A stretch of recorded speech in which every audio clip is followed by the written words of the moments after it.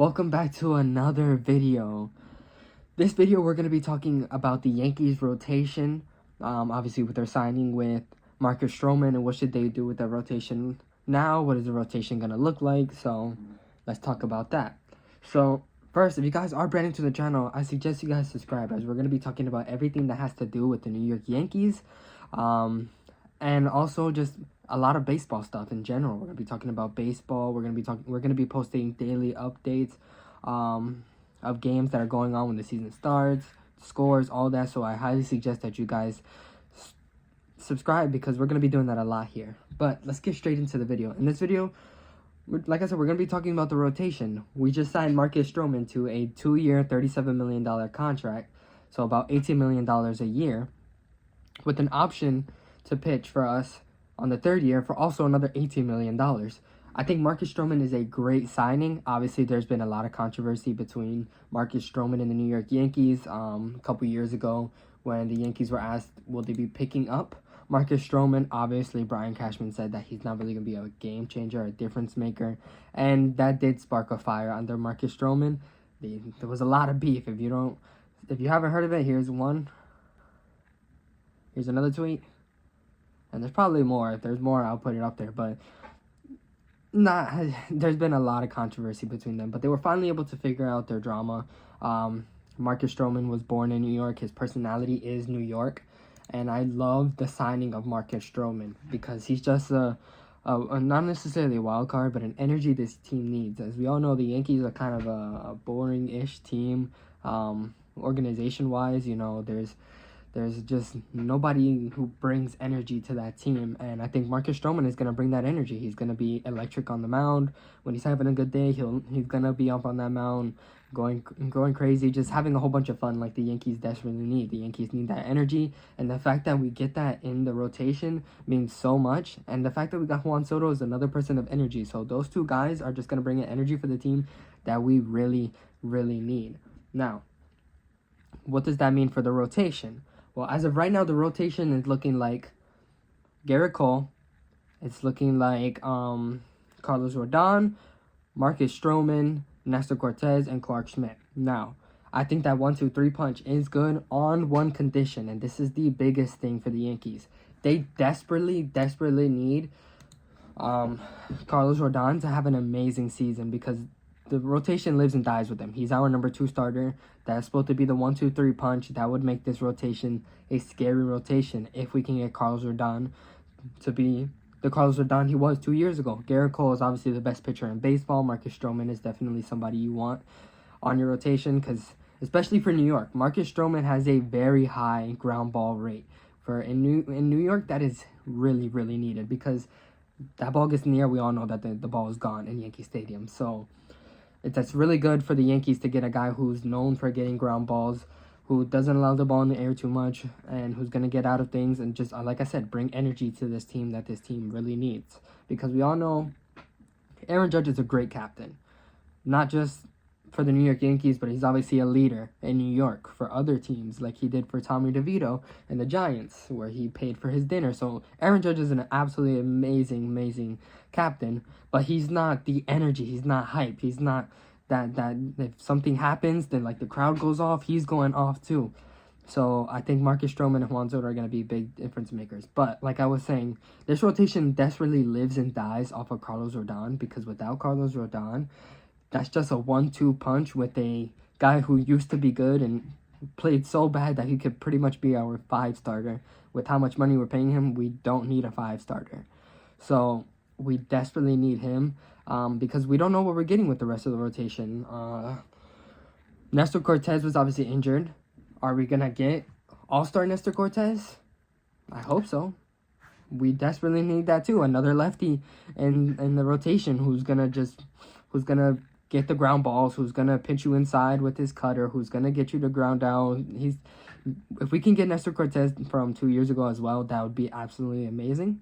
And then Clark Schmidt. Clark Schmidt had a pretty decent season.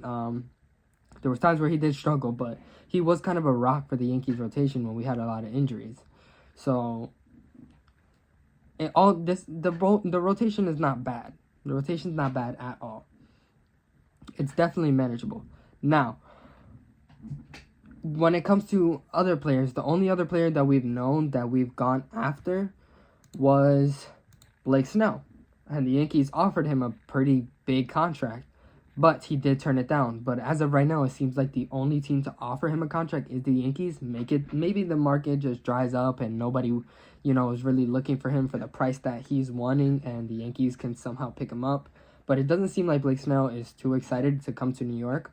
There are other options like Dylan Cease, Corbin Burns, There are other options. I think Dylan Cease is the best for us because he's not going to be too much money. You're going to get him for 2 years, and you don't have to trade too much for him. So I think Dylan Cease, if we can get another good pitcher in that rotation, that makes a great 1 through 4 punch extremely dangerous during the playoffs.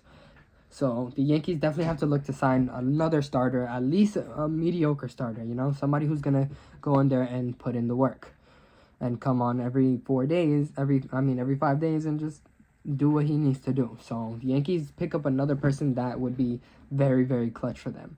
Now, the biggest thing that we should be talking about is the bullpen. Obviously, Josh Hader was on the market. He signed with the Houston Astros. Really hoping that we got him because we really, really needed a good lefty in that bullpen. Wandy Peralta's name has been thrown around as picking him up again.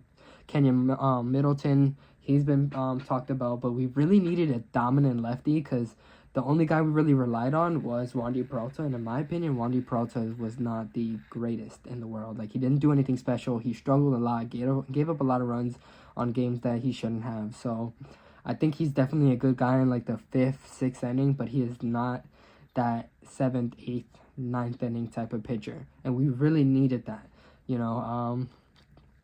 Clay Holmes has his moments. Clay Holmes is good. Clay Holmes is bad. He's not the pitcher we had 2 years ago, which we really need. If we can somehow get him back to the way he was before, that would be really, really amazing. But the Yankees definitely have to look into getting more options. Obviously, we looked into Jordan Hicks. Jordan Hicks was not looking to be a reliever anymore. He wanted to be a starting pitcher, so he signed elsewhere.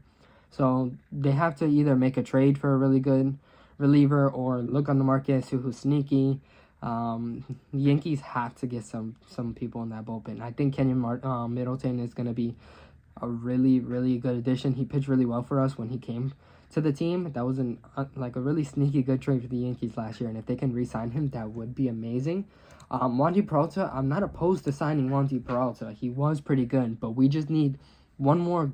If we can sign those 2 guys and we can get just like one more just dominant pitcher, specifically a lefty, that would make the bullpen so much better, and it would really fill out the games for the Yankees when we have shorter games. So, that's it. The Yankees just need to really focus on that because how good the Yankees cannot expect. We can all agree.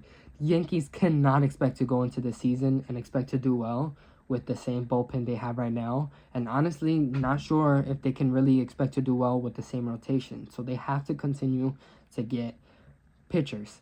Juan Soto, amazing trade. Obviously, we had to let go of some pretty key players, specifically talking about Michael King. Was really excited to see Michael King have a full season in the starting rotation, but of course we had to give him up for Juan Soto. That's another big thing that the Yankees for sure need to make sure that they sign Juan Soto to an extension, but that's a whole different video on the Yankees offseason. That's going to be the video after this, so look out for that video because we're going to be doing another video ranking the Yankees offseason and talking about, what's going on, what have they done, everything like that. So watch that video. This video is specifically about the rotation in the bullpen.